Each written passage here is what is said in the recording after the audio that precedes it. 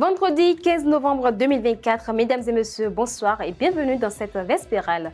Voici pour vous le menu.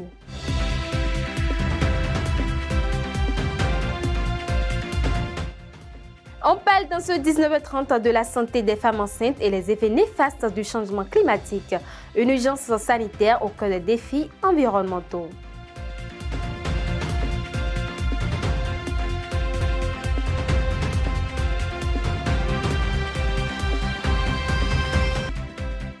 Dans le dossier du jour, nous évoquons les raisons qui justifient la flambée drastique du prix de l'huile végétale sur le marché béninois.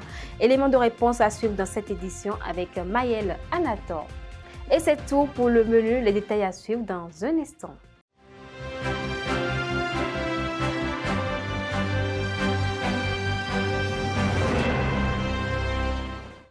À nouveau, bonsoir. Le thermomètre annonce que demain matin à Ouidah, le ciel sera illuminé par de belles éclaircies. La température matinale avoisinera les 26 degrés Celsius avec une légère brise soufflant du sud-ouest à environ 17 km par heure. Dans l'après-midi, prévoyez un parapluie car des averses sont attendues. Le mercure grimpera à 30 degrés Celsius, mais la chaleur ressentie pourrait atteindre 34 degrés Celsius. Le vent sera plus doux, soufflant à 12 km par heure depuis le sud-ouest. La commune de Sirné a accueilli ce jeudi 14 novembre 2024 le lancement officiel de la commercialisation du coton-graine de la campagne 2024-2025. La cérémonie a été présidée par le ministre de l'Agriculture, de l'Élevage et de la Pêche, Gaston Dossoui, en présence de son homologue du commerce Chadiat Assouman et de plusieurs acteurs de la filière. Cette campagne s'annonce prometteuse avec une production cotonnière en nette hausse par rapport à la saison précédente à Niki. Je l'annonçais à l'entame de cette édition. Aujourd'hui, nous abordons un sujet qui allie environnement et santé publique. Le changement climatique impacte durement les populations vulnérables, notamment les femmes enceintes exposées à des risques sanitaires accrus. Ce reportage met en lumière les défis qu'elles affrontent et les mesures indispensables pour les protéger dans ce contexte de crise environnementale. Suivez. Le changement climatique constitue aujourd'hui une menace sérieuse pour la santé humaine avec des impacts particulièrement marqués sur les populations vulnérables. Parmi elles, les femmes enceintes se retrouvent en première ligne, confrontées aux effets directs et indirects des bouleversements environnementaux. Quand on dit chaleur, ça veut dire que directement, augmentation de la température, donc la personne est déshydratée, c'est-à-dire qu'il a beaucoup moins d'eau. Mais quand il y a une femme qui a beaucoup moins d'eau, elle a un risque de faire plus facilement ce qu'on appelle le diabète gestationnel. Et puis, une femme enceinte, en fait, doit éviter des maladies, par exemple, comme le paludisme. Or, lorsqu'on a beaucoup plus d'inondations, on a beaucoup plus d'anophèles, parce que les anophèles aiment ce qu'on appelle les eaux. Et donc, du coup, beaucoup plus d'anophèles, et donc beaucoup plus de paludisme en cours de grossesse, donc, qui va impacter indirectement sur la grossesse de cette femme-là. Les conséquences néfastes du changement climatique touchent les femmes enceintes sur divers plans, émotionnels, psychologiques, physiques et sanitaires. Ces impacts multiples soulèvent des préoccupations sur leur bien-être et celui de leurs futurs enfants. Il faut dire déjà que les conditions climatiques, les changements climatiques de façon globale, en fait, impactent sur les conditions socio-économiques de la femme enceinte.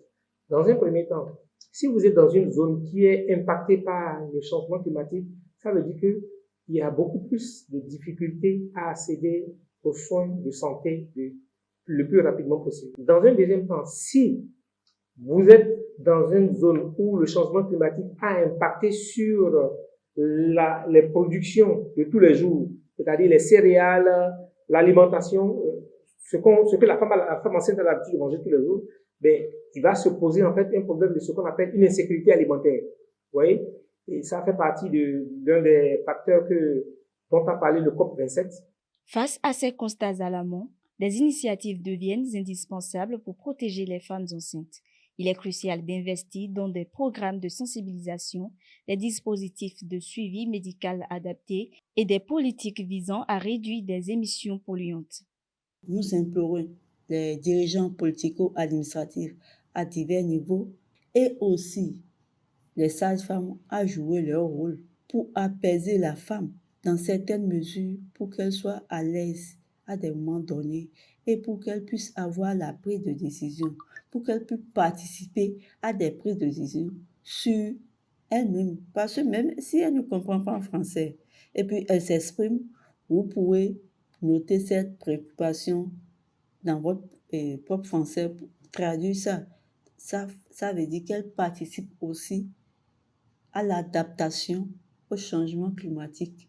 Ainsi, le changement climatique ne se limite plus à une problématique environnementale, il s'agit également d'une urgence de santé publique.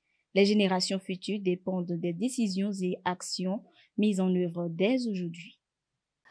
On reste focus dans le domaine de l'environnement. Le mercredi 13 novembre 2024, une conférence débat sur les énergies renouvelables s'est tenue au Palais des Congrès de Cotonou. Assise sur le thème impact des politiques publiques, elle a réuni des acteurs du secteur public et privé, notamment des experts de l'Agence française de développement. Les échanges ont porté sur la mise en place d'un cadre législatif pour attirer les investissements et promouvoir l'énergie solaire, avec pour ambition de mobiliser la population autour d'initiatives durables pour le Bénin. On parle santé et nutrition à présent. Le fromage de soja, également connu sous le nom de viande végétale, est un aliment de plus en plus consommé dans le quotidien des Béninois, notamment en raison de ses qualités nutritionnelles et de son faible coût par rapport à la viande animale.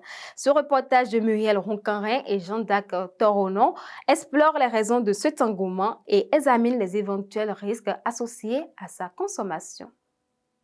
Avec un goût assez neutre et peu odorant, le fromage de soja aux viandes végétales a pris d'assaut les plats des Béninois dans les ménages et les restaurants. Moins cher, il est accessible à toutes les couches de la société et fait le bonheur des papilles de ceux qui le consomment. Nous sommes à mon doudou et toi-même. Et toi, nous bivons faire le toi-même. Donc, il le moyen. Mais donc à mon cas quoi. Ok, mais quand c'est le fil de à mon doigt sommet. Tu me bien et d'autres coucou à mon dieu. Et ouais, il bon ou me bilo. Qui comme doudou. Par rapport à la consommation de soja, en fait, je peux dire ça, c'est faute de moyens. D'abord, ça fait un. Et puis, chacun aussi a son goût. Bon, moi, c'est vrai que je n'en prends pas comme cela se doit, mais une fois en passant. Àmọ́ sójà ọ̀dẹ́ yẹn mọ̀ gan-an ń mọ́dọ̀ ọ̀dẹ́ èyí pẹ́pẹ́ bí ọ. Ẹ wá sọ̀bọ̀ kiri alẹ́ gbèdé ọ, ó rẹ̀ tó kámẹ́rà. Ṣé nílé lẹ́bi ẹ̀ mi mọ́dọ̀ pẹ́ tó kúrò? Nílé juste ní zèǹdé lónìí jí rẹ̀. Ọ̀nkọ́ mi sójà yẹ ká yín kúrò kú ọ. Ẹ wá sọ̀bọ̀ ẹ̀mọ̀ yá òótọ́ lónìí. Àmọ́ sójà mọ́dọ̀ fi hàn. Malgré son prix de vente accessible, le fromage de soja est parfois vu comme un aliment dangereux pour la santé du consommateur. Le fromage de soja, encore appelé amon soja ou amon toukou, est un aliment qui contient principalement des protéines. Étant issu du soja, qui est un végétal, les protéines que contiennent le soja sont appelées des protéines végétales. Il est vrai que le fromage de soja est relativement moins cher que le fromage peul, mais l'abus en toute chose peut être nuisible. Donc oui, consommer du fromage de soja, c'est bon, mais il faut aussi le faire en respectant les recommandations nutritionnelles. Consommer le fromage de soja, c'est bon. Toutefois, il faut s'assurer que les conditions de transformation et de conservation du fromage sont vraiment hygiéniques. Il faut s'assurer que la bonne dame qui vend le fromage de soja n'expose pas son soja aux mouches, à la poussière. En dépit de son accessibilité à toute la population béninoise, l'adoption du fromage de soja continue de se heurter à des problèmes d'acceptabilité. Dans le dossier de ce vendredi, notre rédaction s'est intéressée pour vous aux raisons qui justifient la hausse flagrante des prix de l'huile végétale sur le marché depuis quelques jours. Une situation qui met à mal le budget des ménages et pousse certains à se tourner vers des alternatives moins coûteuses. Reportage.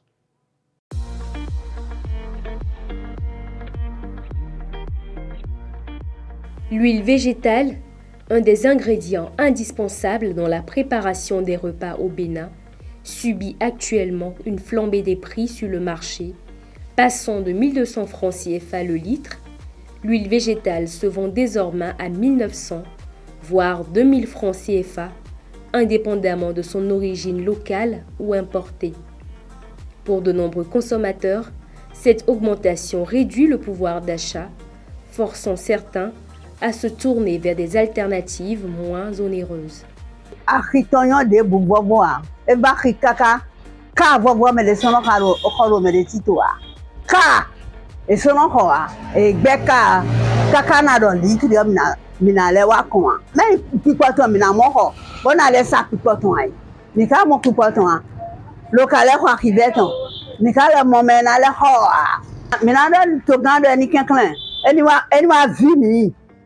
Any the hodo to hogo. Boni nueton. Boni o enapa boni enamo. Azimio 21 500 emi yo imboro bedo ni. Me gbedion azimio aje 38 500. Dion mi lo be se wetan. Mi lo be se pere ya. Yen telephone so TV pere gbadanu. Azimi kolopo kon la doji dion. A outro 1700 si anhone a kodunia kongo wedion ena mlo 3000 wedwesa si azan atandi eloko me do bidon loko ra gbanji me de wa bo kan ko ton bi o ena wuli ali bonodido mi don to gan do ni jale bobo mi loko si ami yo lo fe go han mi e pe mi ka sin za mi vovo bodo so tevi ko atapo o mele binansin pe obodu ha mi yan tama se mi oje mi sin blo tu possible na tin pon bo wa do pe de ma te wa ko ho normal lojia.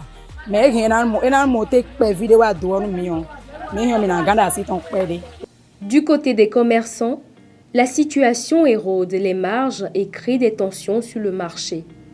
Plusieurs facteurs pourraient justifier cette hausse du prix constatée de l'huile végétale. La cherté de l'huile végétale au Bénin actuellement est un sujet un peu complexe. Elle est complexe parce qu'elle est influencée par beaucoup de raisons. Nous avons les conditions climatiques qui incluent la rareté des pluies et le décalage des saisons pluvieuses. L'autre raison aussi, c'est l'inflation et les coûts logistiques.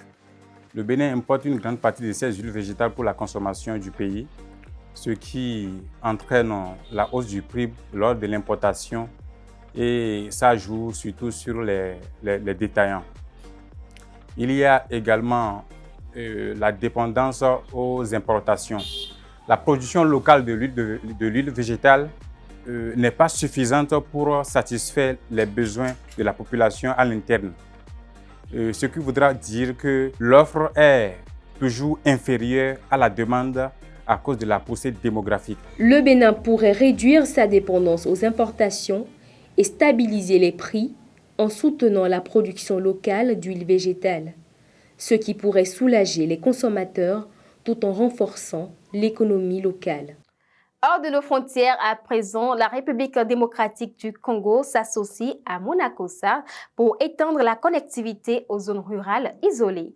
Grâce au satellite Monacosat, cet accord ambitionne de faciliter l'accès à l'éducation, à la santé et aux services publics dans les régions éloignées, renforçant ainsi l'inclusion numérique et sociale. Et c'est sur cette dernière information que se referme cette édition. Merci de l'avoir suivi. Merci de votre fidélité sans faille. À très bientôt. Portez-vous bien. Au revoir.